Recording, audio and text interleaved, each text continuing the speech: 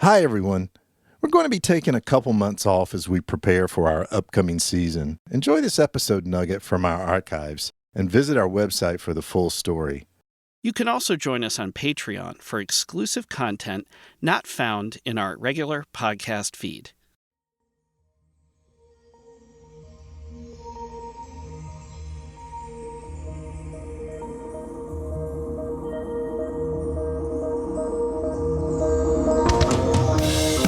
Hey everyone, it's Elliot. And Todd. Welcome to Two Designers Walk Into a Bar, an ongoing conversation about pop culture and iconic design.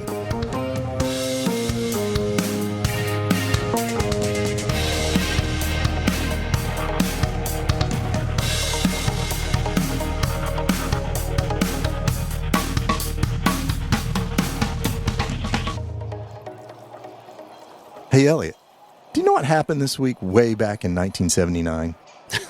79. Well, you were in high school then, so I definitely have some ideas. Yeah, well, maybe later. No, I mean in pop culture. See, the double album soundtrack to the film Saturday Night Fever reached sales of 25 million worldwide, making it the then best-selling LP in history. Wow. Huh. Well, my roommate and I had that cassette back in college, but that was a few years after 79, so I'm pretty sure that didn't help those initial numbers. Yeah, I doubt it. But I'll tell you what, to honor this milestone, it's only appropriate we highlight one of our episodes that celebrated a temple of the disco scene, Studio 54. Beautiful people, bumping tunes, and an anything-goes atmosphere with Andy Warhol as part of the mix. Cool, let's jump in. But in 1976, CBS sold Studio 52 to its most notorious owners, Steve Rubell and Ian Schrager. You've heard of them, right? Oh, yeah, absolutely. And they've been running a club called Enchanted Garden in Queens. And the partners were really, if you've seen any documentaries, you probably have heard this, they were a study in contradiction. Rubell was the outgoing social guy, the party planner, and Schrager was a serious, tough lawyer who got things done. Hey, that's kind of like us, except without the serious tough guy or the lawyer. Yeah, that's kind of what I was thinking too. But Enchanted Garden actually was wildly successful. Problem was, no one went to Douglaston, Queens. Yeah, not a hot spot for the social milieu of the mid-70s. It was the hottest bar in Douglaston, Queens. Let's say that, right? But they set their eyes on Manhattan and a club that like no other that they've ever seen.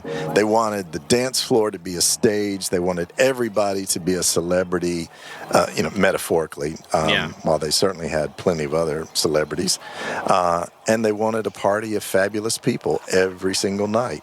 The opening night, as I said, was on April 26, 1977, and it was a huge success, thanks in part to friends like Andy, Calvin Klein, and photographer Francesco Scavullo, who contributed their mailing list to get things rolling. Oh, man. So Andy set aside his Christmas card list or whatever it was to get Studio 54 up and rolling. Okay, interesting. So he sort of had a vested interest in its success, it sounds like. Yeah. I mean, he was friends with Steve Rubell.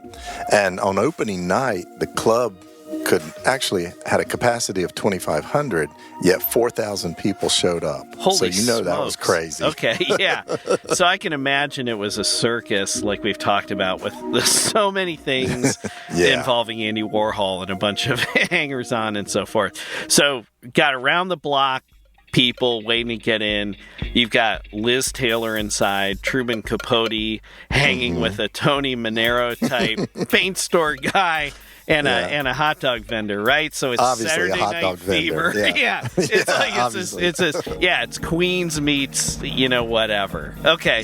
So it's really a cross section of New York in the mid 70s. Right, and bartenders, wearing skimpy shorts or they were known to wear diapers. Yeah, I was going to say silver lame diapers, if I remember. Yeah. So the mix of dancers at Studio 54, the ones that they attracted all the time, were like characters right out of Central Casting, man. They were celebrities, drag queens, working class people, such as the substitute teacher, practically nude, who just had a chain connecting her pierced nipples.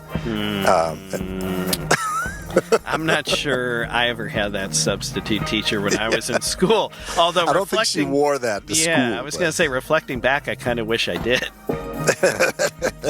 And there were high-profile designers, socialites, royalty even, politicians, and even more celebrities. It was just, I mean, it was packed. Like you said, it was a freak parade. Yeah, which... Okay, this begs the question, because I thought this club was somewhat exclusive. I thought they sort of had their velvet rope policy and bouncers at the doors and all this stuff.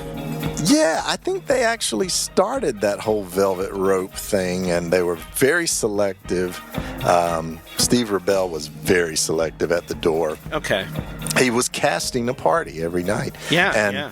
But, you know, fabulosity wasn't just exclusive to famous people. And even for celebrities, it was not unusual to see a banquet of stars like Liza Minnelli, Liz Taylor, Bianca Jagger, Grace Jones, Truman Capote, and Betty Ford just hanging out. Wait, hold on a second. One of these things is not like the other. Yeah. So I assume poor Betty Ford. Yeah, this is Betty Ford before the clinic days. Yeah. They were like, "What do you want, Betty? Champagne, Coke, Quaaludes, whatever, anything you want." So the velvet rope sounds like time to time parted rather generously. Yeah. Okay. And so Andy Warhol actually said about the club that it was a dictatorship at the door, but a democracy on the dance floor. Thanks for listening. Don't forget to tell a friend, leave a review on your platform of choice, and subscribe so you don't miss a thing. We're always here for you at twodesignerswalkintoabar.com.